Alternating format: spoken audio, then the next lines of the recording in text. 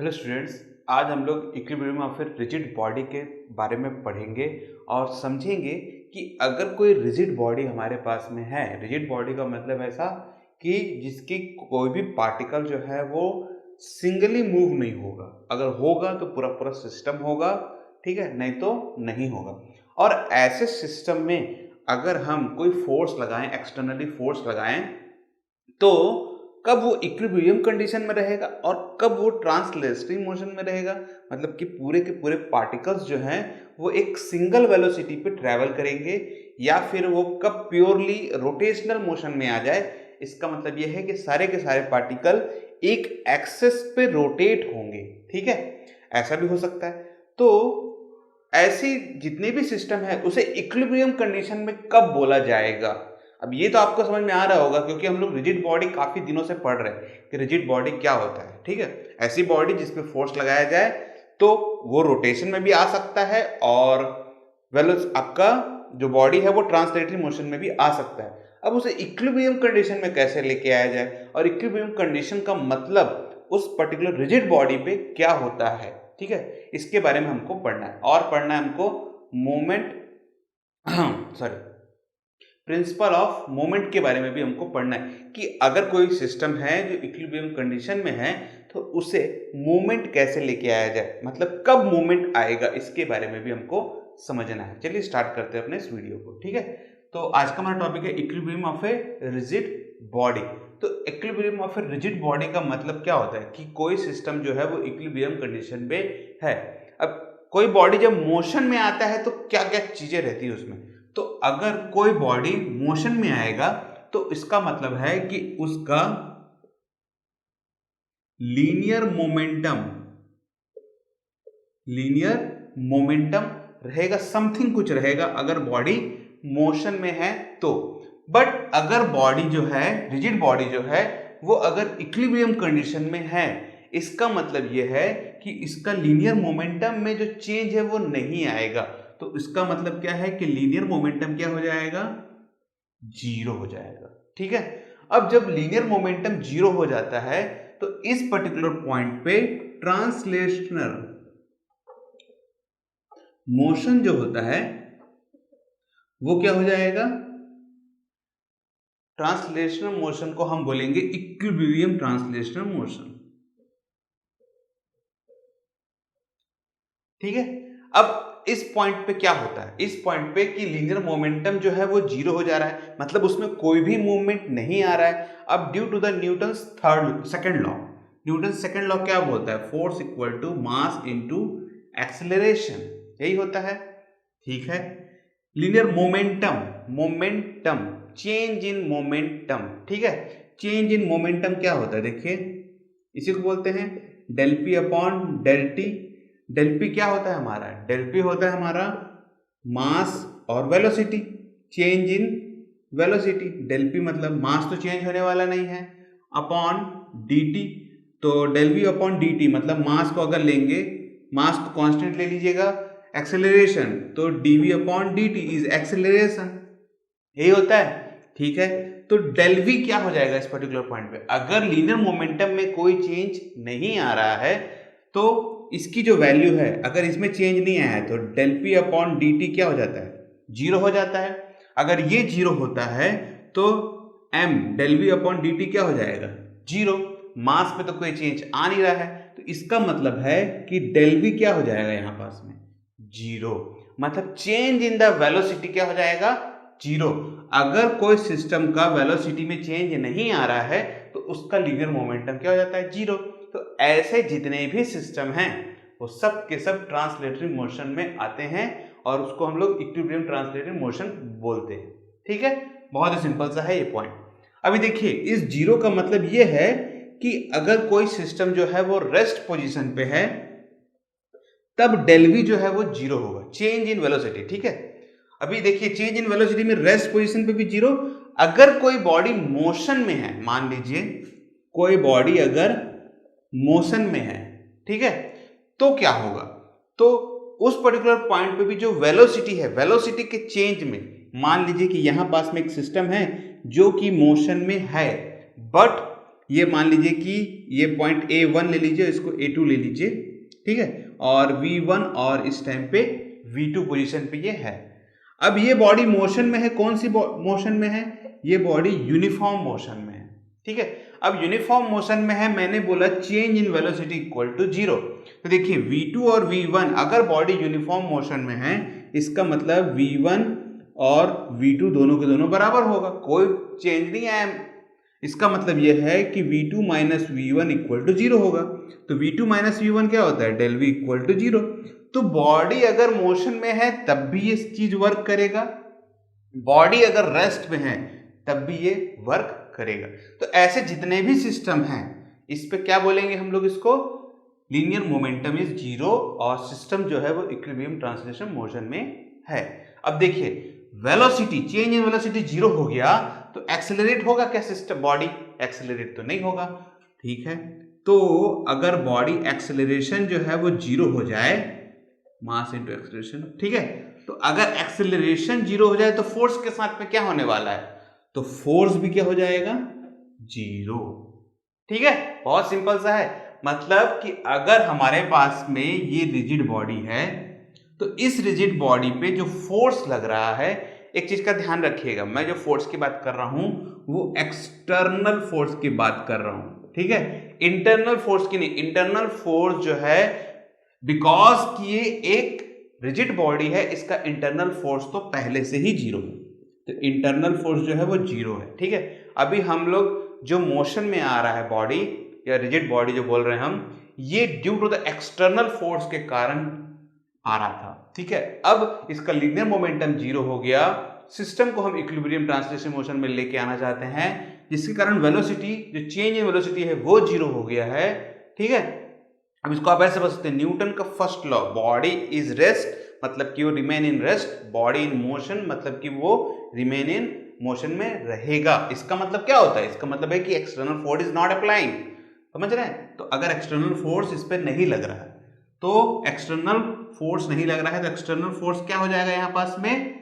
0। System, simple सी बात है, ठीक है। तो इस पूरे पार्टिकल पे जो फोर्स लग रहा था उसका सम क्या होगा? अभी देखिए इंटरनल फोर्स तो 0 ही था, तो मतलब हर पार्टिकल पे जो भी एक्सटर्नल फोर्स तो अब 0 हो चुका है, हमने कंसिडर कर लिया है, ठीक है। तो इंटरनल फोर्स को हम 0 मानते थे, इंटरनल फोर्स को 0 प्लस एक्सटर्नल फोर्स 0, तो sum of all the particles force is 0। Simple सी बात है। तो टोटल फोर्स क्या होगा? F1 plus F2 up to Fn is 0। तो इसको समेशन फॉर्म पे कैसे लिखा जाता है? Summation of I equal to 1 to n f of I equal to 0। This is the equilibrium translation motion का इक्वेशन, ठीक है। This is the equation of equilibrium translation motion. Simple सी बात है एकदम, ठीक है। तो आई होप आपको अब ये चीजें समझ में आई होगी। अब देखते हैं इक्विलिब्रियम रोटेशनल मोशन में क्या होता है, मतलब कि एंगुलर मोमेंटम, समझ रहे हैं? तो चलिए देखते हैं एंगुलर मोमेंटम को। तो अगला हमारा इसमें angular momentum. Angular momentum is 0, मतलब कि जो पार्टिकल है, हमारा जो सिस्टम है, अगर वो रोटेट करता है तो उस रोटेशन टाइम पे जो भी सिस्टम है उसका जो एंगुलर में जो मूवमेंट आ रहा है, अगर मान लीजिए कि हमारे पास में इस टाइप का कोई भी एक सर्कल फॉर्म में कुछ चीज है, सिस्टम जो कि मूवमेंट में है, अब इसका एंगुलर में मूवमेंट होना, समझ रहे बात को? एंगुलर में मूवमेंट का मतलब क्या है? मान लीजिए कि ये हमारा एक पॉइंट है और एक्सिस पॉइंट है, ठीक है, और यहाँ पास में पार्टिकल है, यहाँ पास से इसका डिस्टेंस r ले लीजिएगा, पोजीशन वेक्टर जो है, ठीक है, इसका कुछ तो एंगल है यहाँ पास में। अब देखिए इसका जो चेंज इन एंगल है यहाँ पास में, change in angle, angular momentum, ठीक है, एंगुलर मोमेंटम मतलब कि अल्फा, ठीक है। अल्फा कैसे आएगा? अल्फा आएगा आपका mass cross mass dot W, angular momentum W है, ठीक है, ठीक। अब ये एंगुलर वेलोसिटी बोलते हैं इसको, ठीक है, W इज एंगुलर वेलोसिटी। तो एंगुलर वेलोसिटी का फॉर्मूला क्या होता है? एंगुलर वेलोसिटी का फॉर्मूला होता है RW, यही होता है, ठीक। तो अगर देखिए कोई सिस्टम है, एक रिजिड बॉडी है, ठीक है, अब रिजिड बॉडी में क्या होता है, रिजिड बॉडी के जो पार्टिकल्स है सबकी वेलोसिटी सेम होनी चाहिए कि नहीं। अब इसको रोटेशनल मोशन में लेके आया जाए तो सभी पार्टिकल जो रोटेट होंगे वो इसके एक्सिस पे रोटेट होंगे, मतलब उसके एक्सिस के चारों तरफ रोटेट होंगे। उस पर्टिकुलर पॉइंट पे इसका डिस्टेंस जो है वो चेंज नहीं होना चाहिए। ठीक है, ठीक है। अभी देखिए यहां पास में कुछ एक फोर्स लगाया गया, एक्सटर्नली फोर्स। इंटरनली फोर्स अभी जीरो है यहां पास में, क्योंकि पार्टिकल जो सिस्टम जो है वो एक rigid body, internal force zero, externally force की बात कर रहे हैं। ठीक है, अब देखिए एक्सटर्नल जब फोर्स लगाया जाता है तो इस पे क्या होगा, इस सिस्टम पे एक्सटर्नल फोर्स के कारण ये बॉडी जो है वो मोशन में आएगा। ठीक है, अब ये जो फोर्स है ये फोर्स हमेशा कपल फोर्स पे ही लगता है, एक चीज का आप हमेशा याद रखिएगा। ठीक है, जब भी किसी सिस्टम पे आप उसको रोटेट कराना चाहते हैं, एक चीज का याद रखिएगा, जब इसको आप रोटेट कराना चाहते हैं एक पर्टिकुलर एक्सिस पे तो हमेशा फोर्स जो है वो कपल फोर्स लगता है। कैसा लगेगा, कपल फोर्स। कपल फोर्स ही टॉर्क कहलाता है। ठीक है, तो टॉर्क का फॉर्मूला क्या है, are cross F.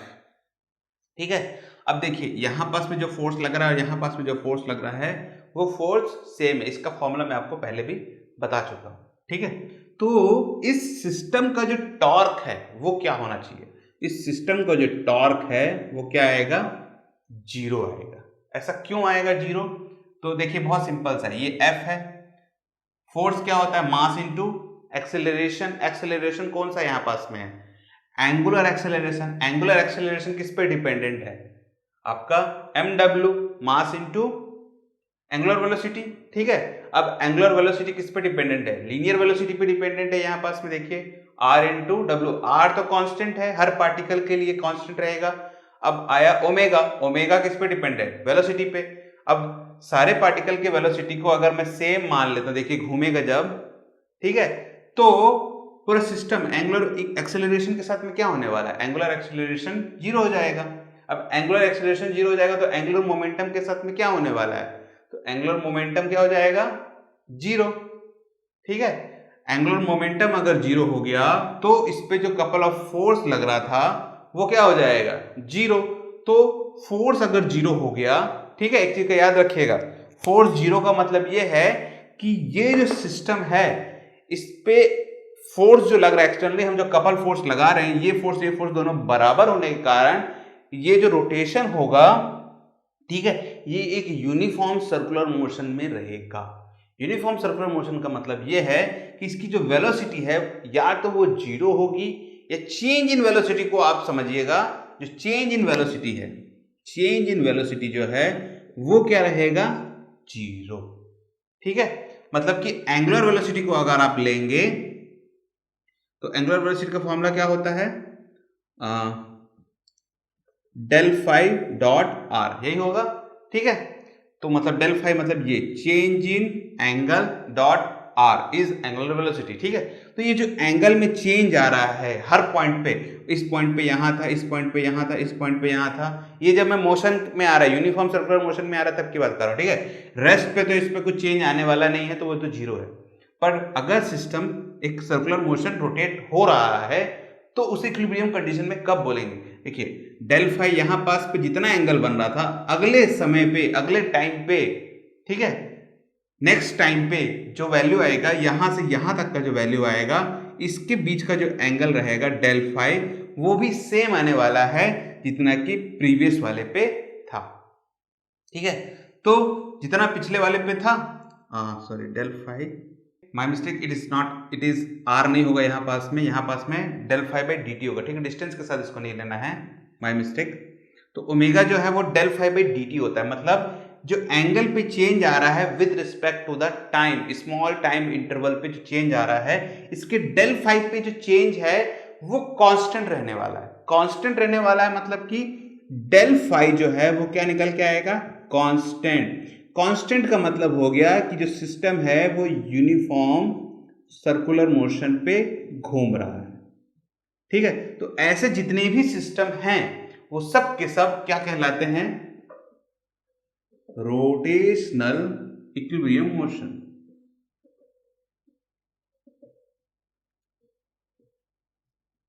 Rotational equilibrium motion बहुत ही सिंपल सा है, देखिए समझने के लिए एकदम बात है। या तो सिस्टम रेस्ट पे होगा, रेस्ट पे है तो एंगल पे चेंज नहीं आएगा, मतलब external force is zero, simple सी बात, ठीक है। या तो बॉडी जो है, जो रिजिड बॉडी है, वो मोशन में है, मोशन का मतलब कि एक रोटेशनल मोशन में है। अब रोटेशनल मोशन में इक्विलिब्रियम कंडीशन कब लेंगे? इक्विलिब्रियम कंडीशन तब लेंगे जब इसका जो फोर्स है, ठीक है, इक्विलिब्रियम की बात हो रही है, ठीक है। रिजिड बॉडी है वो मोशन पे आ सकता है, चेंज इन एक्सेलरेशन हो सकता है, बट हम इक्विलिब्रियम की बात कर रहे हैं। तो इक्विलिब्रियम में जो कपल ऑफ फोर्स है वो कैसा है? कपल ऑफ फोर्स जो है वो सेम है। जब कपल ऑफ फोर्स सेम हो गया यहां पास में, ठीक है, तो जो बॉडी है वो एक यूनिफॉर्म मोशन पे घूमना चालू करेगा, ठीक है। बहुत ही सिंपल सा है। देखिए अभी इसका डिस्टेंस को अगर आप लेंगे, डब्ल्यू लेंगे, अगर देखिए इस पर्टिकुलर पॉइंट पे मैं आपको, तो देखिए बहुत सिंपल सा है। हम एक सिस्टम लेते हैं यहां पास में, सिस्टम का ये हो गया डेल परपेंडिकुलर ऑफ डिस्टेंस, ठीक है। ये आपका ओरिजिन हो गया, यहाँ पास में एक पॉइंट है जो कि पोजीशन वेक्टर आर ले लीजिएगा आप यहाँ पास में। इस पर्टिकुलर पॉइंट पे एक फोर्स लग रहा है, ठीक है। ये परपेंडिकुलर डिस्टेंस, यहाँ का जो पार्टिकल है और यहाँ का जो पार्टिकल है, दोनों को डेल आर ले लीजिएगा, ये आर हो गया, ठीक है। अब देखिए जो सिस्टम है वो रोटेट करना चालू होगा। अब इस पे फोर्स जो लग रहा है, यहाँ पास पे जो फोर्स लग रहा है, दोनों के दोनों कपल ऑफ फोर्स लग रहे हैं, तो फॉर्मूला क्या बनेगा? Torque equal to R perpendicular F, जिसको हम लोग आर क्रॉस एफ भी बोलते हैं, ठीक है। ठीक, अभी देखिए ये इस साइड में बन रहा है और ये आपका नीचे पे तरफ बनेगा, तभी आपका जो सिस्टम है वो रोटेट होगा, ठीक है। एक चीज का याद रखिएगा। अब देखिए ये इधर बना, ये इधर बना, दोनों के दोनों एक दूसरे को ट्विस्ट किए, तो होगा क्या यहाँ पास में? टॉर्क में देखिएगा ना, ठीक। तो इन दोनों को हमको क्या करना पड़ेगा? ज्वाइन करना पड़ेगा। तो आर क्रॉस एफ पॉजिटिव ये वाला plus R cross minus F, R perpendicular को आप बाहर निकाल दीजिएगा, सॉरी एफ को आप बाहर निकालिए, ज्यादा बेटर रहेगा। यहाँ पास में डिस्टेंस देखिए, इसका डिस्टेंस, इसका ये जो एफ एफ है, ठीक है। तो हमारे पास में बचेगा क्या यहाँ पास में? R dot R, R R zero हो गया, एफ कितना हो गया? ये टर्म क्या हो गया? Dot zero. तो टॉर्क कितना हो गया यहाँ पास में? इसका डिस्टेंस और इसका डिस्टेंस तो कैंसिल आउट हो गया यहाँ पास में, ठीक है। तो जो वैल्यू है हमको क्या मिली? जीरो। तो टॉर्क कितना हो गया? जीरो। तो टॉर्क का मतलब क्या होता है? टॉर्क का मतलब होता है angular momentum, change in angular momentum is zero. देखिए तो मैंने बोला था कि एंगुलर मोमेंटम जो है वो क्या लेना है हमको? जीरो। तो अगर change in angular momentum he zero हो गया यहाँ पास में, तो टॉर्क का क्या होने वाला है? जीरो होने वाला है। समझ रहे हैं बात को? मतलब जो बॉडी है वो रोटेशन पे है, but due to the equal force, देखिए ये दोनों इक्वल है, अपोजिट में है। अगर ये इक्वल नहीं होता तो क्या होता? तो इक्वल नहीं होता तो मतलब इसका कुछ ना कुछ वैल्यू आता हमारे पास में। जब इसकी वैल्यू हमारे पास में आती, जो टॉर्क है, तो टॉर्क की वैल्यू यहाँ पास में जीरो नहीं होता, ठीक है। अब देखिए डिस्टेंस को अगर आप बराबर ले भी लेते हैं यहाँ पास में, ठीक है, तो जो फोर्स है वो डिफरेंस हो सकता है, डिपेंड करता है ना। चाहे तो डिस्टेंस को अलग ले लीजिए, चाहे तो फोर्स को अलग ले लीजिए। अगर फोर्स को अलग लेते तो फोर्स कॉमन नहीं निकलता, फोर्स कॉमन नहीं निकलता, तब भी इसकी वैल्यू जो है वो नॉट इक्वल टू जीरो के बराबर होती। मतलब कि इस पे कोई ना कोई टॉर्क आता। देखिए ये फॉर्मूले सब बनाए हुए, ठीक है, ये जरूरी नहीं है कि आपको बुक में ही मिलेगा। मतलब कि आपके ऊपर में डिपेंड करता है कि आप फॉर्मूले को कैसे बनाते हैं, किस टाइप से लेते हैं चीजों को, ठीक है। ये क्वेश्चन टू क्वेश्चन वेरी करता है, ये डिपेंड करेगा, ठीक। तो बहुत सिंपल सा था ये, change in angular momentum is zero. Change in angular momentum is zero, मतलब कि टॉर्क जो है वो क्या हो जाएगा यहाँ पास में? जीरो। अगर सिस्टम रेस्ट पे है तब भी change in angular momentum zero. Body अगर सिस्टम जो है वो मोशन में है तो भी उसका एंगुलर मोमेंटम जीरो, मतलब चेंज इन एंगुलर जीरो, मतलब torque equal to zero. Couple of force, simple सी बात है एकदम, ठीक है, अपोजिट इन डायरेक्शन, तब ये आपका इस टाइप से रहेगा। अब ऐसा भी हो सकता है कि मेरे पास में एक सिस्टम है यहाँ पास में, देखिए, ठीक है। अब इस सिस्टम पे एक पॉइंट ले लीजिए, एक सिस्टम पे यहां पास में एक फोर्स है और यहां पास में एक फोर्स है, दोनों के दोनों सेम डायरेक्शन में फोर्स लगा रहे हैं। तो ऐसे सिस्टम के साथ में क्या होने वाला है? क्या ये सिस्टम जो है वो रोटेट करेगा कि नहीं करेगा? ठीक है, तो इसका सिंपल सा आंसर है कि ऐसे सिस्टम रोटेट नहीं करेगा। तो ये कौन सा सिस्टम है? क्या ये ट्रांसलेटरी इक्विलिब्रियम मोशन में है या कि ये रोटेशनल इक्विलिब्रियम मोशन में है। तो ऐसे सिस्टम रोटेशनल इक्विलिब्रियम के कंडीशन में आते हैं। रोटेशनल इक्विलिब्रियम मोशन ऐसा क्यों है? ऐसा इसलिए है कि यहां पास में जो फोर्स लग रहा है ये इसको इधर मूवमेंट पे लेके आने की कोशिश करेगा, यहां पास में जो फोर्स लग रहा है वो इसको इधर मूवमेंट पे आने की कोशिश करेगा, ये इसको इधर से मोड़ रहा है, ये इसको इधर से फोर्स लगा रहा है, दोनों को दोनों सेम फोर्स है, ठीक है। ये इसको जितना इधर धकेल रहा है ये भी इसको इतना धकेल रहा है। तो ये जो सिस्टम है ये ऐसा वाला बात है कि एक इसको ऐसे धकेल रहा है, इसको ऐसे धकेल रहा है। इसको देखिए ये मार्कर है, मैं इसको ऐसे करके दोनों तरफ से नीचे की तरफ ला रहा हूं। तो ऐसे सिस्टम में क्या होने वाला, ये क्या रोटेट होने वाला है? नहीं होगा। ये रोटेट ही जब नहीं होगा इस एक्सेस पे तो इसका रोटेशन है ही नहीं जब, तो ये बॉडी जो है वो इक्विलिब्रियम कंडीशन में है। कौन से? रोटेशनल वाले में। बट दोनों के दोनों फोर्स लगाने के कारण ये जो बॉडी है ये ऐसे मोशन में आ जाएगा। अब ऐसे मोशन में जब आ जाएगा तो ट्रांसलेशनल मोशन के साथ में क्या होने वाला है? क्या ऐसा ट्रांसलेशनल इक्विलिब्रियम मोशन होने वाला है? नहीं, नहीं होने वाला है, नॉट इक्वल टू जीरो, ठीक है। मतलब कि ये ट्रांसलेटरी मोशन लेगा, मतलब चेंज आएगा। देखिए एक ही टाइप से सिस्टम लगा रहा है। अब कोई सिस्टम है, मैंने ऐसे करके फोर्स लगाया तो ये सिस्टम रोटेट नहीं होने वाला, तो इक्विलिब्रियम कंडीशन रोटेशनल कैसा होगा? इक्विलिब्रियम में होगा। बट अगर इसको मैंने फोर्स ऐसे लगा रहा हूं तो ये आगे बढ़ेगा। ये आगे बढ़ा का मतलब कि इसका इक्विलिब्रियम ट्रांसलेटरी मोशन क्या हो जाएगा? नहीं, जीरो हो जाएगा। मतलब कि सॉरी जीरो नहीं, मतलब कि नॉट इक्वल होगा, मतलब कि ये इक्विलिब्रियम कंडीशन में नहीं रहेगा। क्या होगा? ये इक्विलिब्रियम कंडीशन पे नहीं रहेगा, ठीक है। ऐसे भी सिस्टम है हमारे पास में, जो ऐसे सिस्टम होते हैं ना जो प्योरली ट्रांसलेशन हो, रोटेट ना हो, या फिर ऐसे भी सिस्टम होते हैं जो कि प्योरली रोटेशनल हो और ट्रांसलेटरी मोशन उसमें ना हो। ऐसा भी होता है, मतलब कि जैसे ये वाला है, ये प्योरली रोटेशनल है, ठीक है।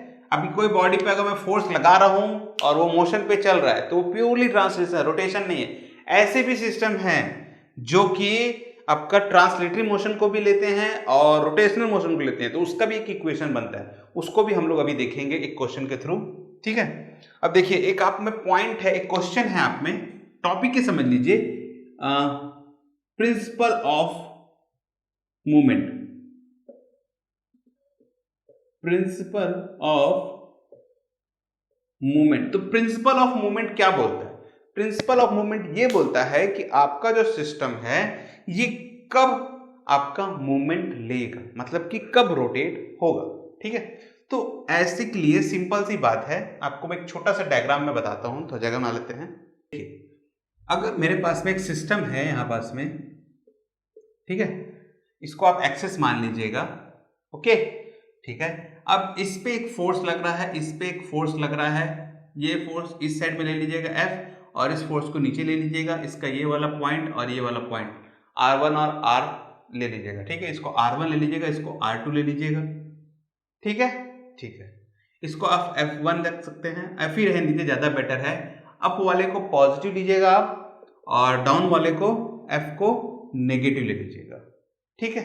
अब देखिए ये कपल ऑफ फोर्स है, कपल ऑफ फोर्स होने के कारण इसका ये वाला फोर्स इसके ये वाले फोर्स के बराबर होने वाला है, क्योंकि इक्विलिब्रियम कंडीशन में, ठीक है, इक्विलिब्रियम कंडीशन में होने के कारण ऐसा होने वाला है। तो ऐसा होगा तो क्या होगा? इसका सम जो है वो जीरो होने वाला है। तो जीरो होगा तो कैसे लिखा जाएगा इसको? देखिए R2 F, ठीक है, प्लस माइनस R1 F, यही आने वाला है, R2F माइनस R1F। तो देखिए इक्वल टू ये जीरो है ना, ठीक है, तो ये वैल्यू इधर चला जाएगा। तो ये वैल्यू जब इधर जाएगा तो इसको लिखेंगे R1F और इसको लिखेंगे R2F, ठीक है, ठीक है। तो देखिए R1 अपॉन R2 ये नीचे आया, इसको इधर ले जाइए, इसकी वैल्यू दे ही देते हैं, ये F1 ले लीजिए, इसको F2 ले लीजिए, ठीक है। तो R2 के साथ F1 आया, और ज़्यादा बेटर इसको रहेगा कि इसको 2 दे दीजिएगा और इसको 1 दे दीजिएगा, ठीक है। तो ये चेंज हुआ यहाँ पास में, बस R2 को F2 के बराबर R1 और F1 को ले लिया गया है। अब देखिए हमारे पास में एक इक्वेशन आता है यहाँ पास में R1 upon R2 equal to F2 upon F1, एक इक्वेशन आया। अब ये इक्वेशन कितना हेल्प करता है हमको मोमेंट, प्रिंसिपल ऑफ मोमेंट पे। देखिए बहुत सिंपल सा है, इस इक्वेशन को बोलते हैं मैकेनिकल एडवांटेज, MA के नाम से बोला जाता है, मैकेनिकल एडवांटेज। ठीक है, देखिए इसका मतलब क्या है, R1 upon R2 equal to F2 upon F1। अब इसमें से अगर मैं इसके डिस्टेंस को बढ़ा दूं, मतलब R1 के डिस्टेंस को बढ़ा दिया जाए, तो ये जो सिस्टम है ये मूवमेंट में आ जाएगा। मतलब F1 F2 अपॉन F1 की जो वैल्यू है वो अब बराबर नहीं रहने वाली है। समझ रहे हैं बात को? मतलब F1 और F2 अगर मैं ये वैल्यू को कांस्टेंट रखूं, R1 और R2 को बराबर रखता हूं, तो F1 जो है वो F2 के बराबर हो जाएगा, होगा कि नहीं होगा? बट अगर R1 की वैल्यू बढ़ गई और ये F1 इससे मल्टीप्लाई हो गया, ठीक है, तो क्या होगा? तो होगा क्या कि F2 F1 के बराबर नहीं रहने वाला। मतलब फोर्स में जो है, कपल ऑफ फोर्स जो है उसमें चेंज आ जाएगा। अगर चेंज आ गया तो आपका जो सिस्टम है वो मूवमेंट लेना चालू हो जाएगा, मतलब चेंज इन मोमेंटम आ जाएगा। समझ रहे हैं? ठीक। अब अगर मैं R1 को और R2 को कांस्टेंट रखूं और किसी एक फोर्स पे चेंज लिया हूं, तब भी ये लेफ्ट हैंड साइड और राइट हैंड साइड इक्वल नहीं रहेगा। अब जब ये भी इक्वल नहीं रहेगा तो इस टाइम पे भी क्या होने वाला है, जो सिस्टम है वो रोटेट होना चालू होगा, मतलब change in angular momentum is not equal to zero. Simple सी बात है, और इसी को बोलते हैं प्रिंसिपल ऑफ मूवमेंट। मतलब कि किस प्रिंसिपल पे आपका जो सिस्टम है वो रोटेट होगा, मतलब कि मूवमेंट लेगा। ठीक है, बहुत ही सिंपल सा है। तो आई होप आपको भी ये चीजें समझ में अच्छे से आ गई होंगी। चलिए एक क्वेश्चन बनाते हैं कि कोई सिस्टम अगर है हमारे पास में, तो वो सिस्टम पे ट्रांसलेटरी मोशन भी बन रहा है और रोटेशनल मोशन भी बन रहा है, तो उसका एक इक्वेशन बनता है। तो उस पे जब ट्रांसलेटरी मोशन भी बनेगा और रोटेशनल मोशन भी बनेगा, तो टोटल जो वर्क डन है वो कितना होगा। ठीक है, और अगर रिजिड बॉडी है तो बनी बनाई बात है कि ट्रांसलेटरी मोशन और रोटेशनल मोशन दोनों के दोनों आपका क्या हो जाएगा, इक्विलिब्रियम कंडीशन पे चला जाएगा, मतलब कि ऑल फोर्सेस आर जीरो, मतलब कि वर्क डन इज जीरो। पर अगर वर्क डन जीरो ना हो तो उस पर ट्रांसलेटरी मोशन भी होगा और रोटेशनल मोशन भी अगर लिया जाए तो उसका सिस्टम का वर्क डन क्या बनेगा। चलिए इसको देखते हैं। ठीक है, तो अब हमको ऐसा सिस्टम लेना है कि उस सिस्टम पे ट्रांसलेटरी मोशन भी आए और रोटेशनल मोशन भी आए। ठीक है, तो मान लीजिए कि एक हमारा ये एक्सिस ले लीजिए और ये हमारा एक सिस्टम है, ये एक्सिस मान लीजिएगा। ठीक है, this is the origin, origin से यह ये वाले पर्टिकुलर पॉइंट, एक कोई भी पॉइंट ले लीजिएगा, ये पॉइंट को आप P मान लीजिएगा, इस पॉइंट से यहाँ का डिस्टेंस R ले लीजिएगा, ये एक्सिस का सेंटर है तो ये आपका परपेंडिकुलर डिस्टेंस हो गया डेल R डेल T। ठीक है, अब इसके साथ में कुछ वेलोसिटी आने वाली है, इसको आप V ले लीजिएगा। इस वेलोसिटी के कारण ये रोटेट होना चालू होगा तो इस पे एक एंगुलर मोमेंटम बनेगा। ठीक है, एंगुलर वेलोसिटी मिलेगी इसको, मतलब ठीक है। ठीक है, अब ये सिस्टम जो है, ये सिस्टम देखिए इस पर्टिकुलर पॉइंट पे ये जो एंगल मिलेगा उसको आप थीटा ले लीजिएगा यहाँ पास में। ठीक है, या डेल थीटा भी ले सकते हैं जब चेंज होगा। फिलहाल में इस पे कुछ एंगल बन रहा है। ठीक है, इसका कुछ ना कुछ वेलोसिटी, इनिशियल वेलोसिटी v0 आप ले सकते हैं, आपके ऊपर डिपेंड करता है। अब इसके ऊपर में ये सिस्टम रोटेट होना चालू हुआ, जिसके कारण इसका ये वाला पार्टिकल आगे बढ़ेगा, इस पर्टिकुलर पॉइंट पे जाएगा, मतलब कि इसका डिस्प्लेसमेंट हुआ। अब डिस्प्लेसमेंट होने के कारण इस पे लीनियर मोमेंटम भी आया।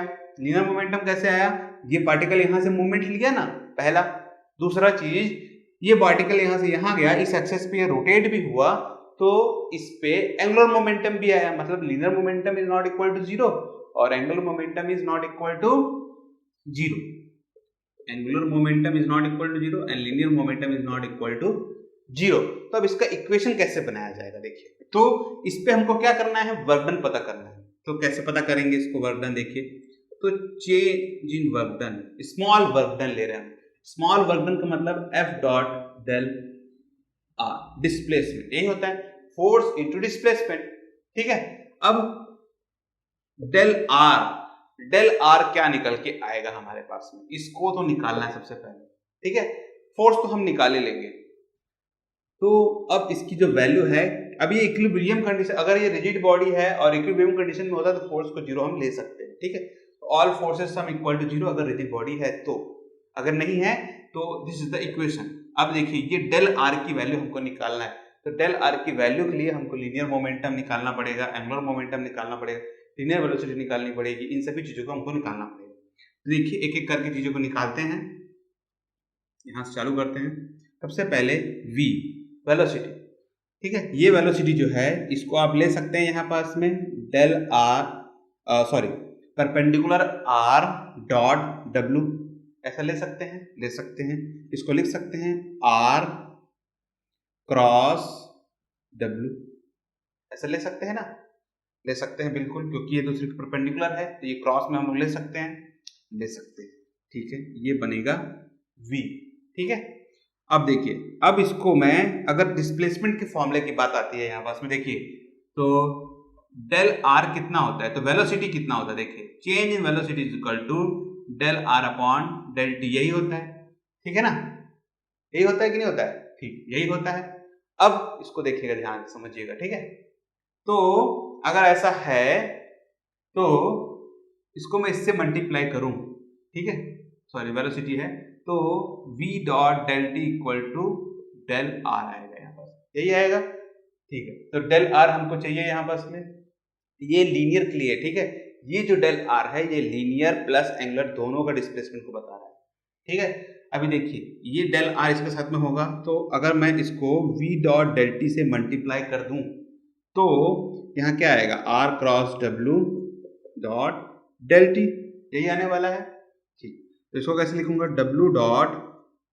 w cross r dot del T, यही मिलने वाला है हमको, ठीक है। r डॉट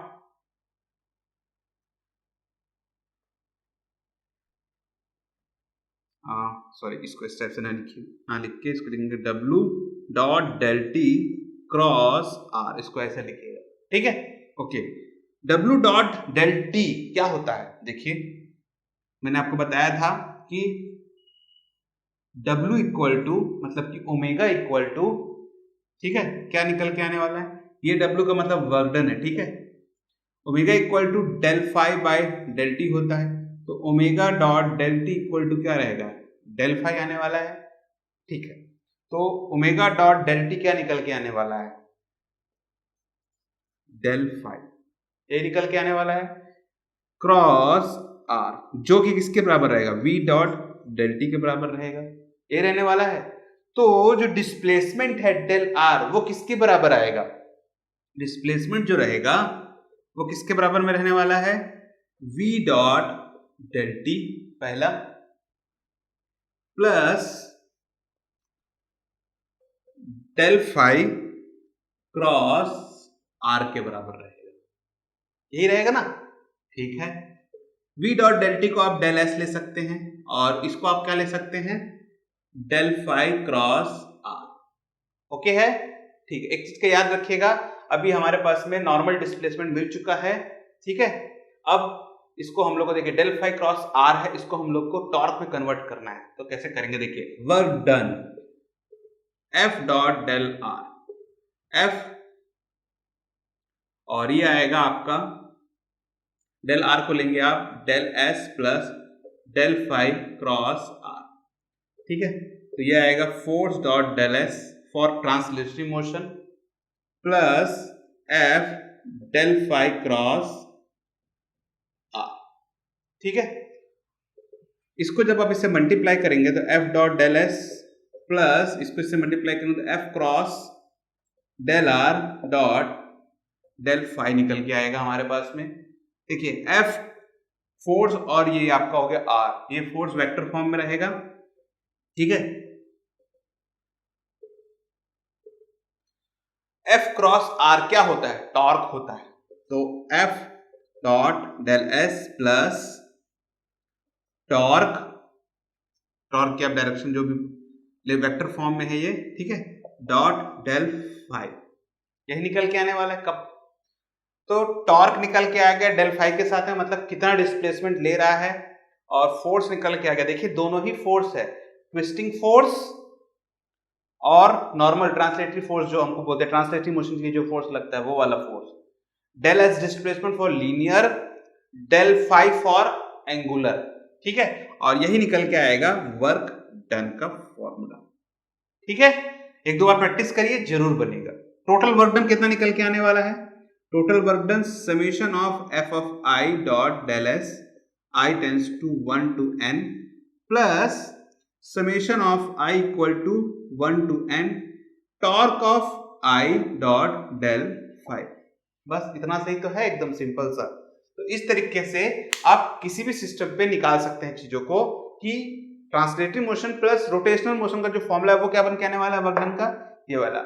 अगर बॉडी रिजिड बॉडी है और ट्रांसलेटरी इक्विलिब्रियम भी है और रोटेशनल इक्विलिब्रियम कंडीशन में भी है, तो इक्विलिब्रियम कंडीशन में क्या निकल के आने वाला है?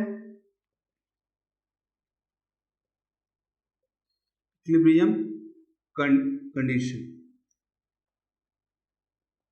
इक्विलिब्रियम कंडीशन में क्या होगा कि summation of F of I equal to 0 हो जाएगा और summation of torque of I equal to 0 हो जाएगा। दोनों ही कंडीशन में जो वैल्यू है वो 0 हो जाएगी, तब वो इक्विलिब्रियम कंडीशन में चला जाएगा। इसका मतलब है कि जो सिस्टम है ये वाला वो ट्रांसलेटरी इक्विलिब्रियम मोशन में भी है और रोटेशनल इक्विलिब्रियम कंडीशन में भी है।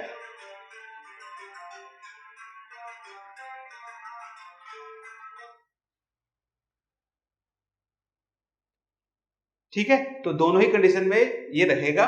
तो आई होप आपको अब ये समझ में आ गया होगा कि जो इक्विलिब्रियम रिजिड बॉडी है वो कैसे वर्क करता है, क्या होता है ट्रांसलेटरी मोशन इक्विलिब्रियम और एक रोटेशनल इक्विलिब्रियम कंडीशन में क्या होता है। ठीक है, इसके अलावा कोई मन में कोई डाउट हो या ऐसा कोई भी क्वेश्चन आ रहा हो, कोई क्वेश्चन आप बना रहे हो जिसमें आप फंस गए हो, प्रॉब्लम आ रहा हो, तो कमेंट सेक्शन में आप जरूर पूछ सकते हैं। कमेंट के थ्रू आप मुझे बता सकते हैं कि किस क्वेश्चन में प्रॉब्लम आ रहा है, और अगर आपको कोई पर्टिकुलर क्वेश्चन है जो रेफरेंस मुझे नहीं दे पा रहे हैं तो मेरे फेसबुक चैनल में भी आप इसको बता सकते हैं। उसका जो इमेज है उसको आप फोटो लेके मेरे फेसबुक पेज में डाल दीजिएगा, तो मैं आपको उसका सोल्यूशन बता दूंगा। ठीक है, तो आई होप आपको ये वीडियो पसंद आया होगा।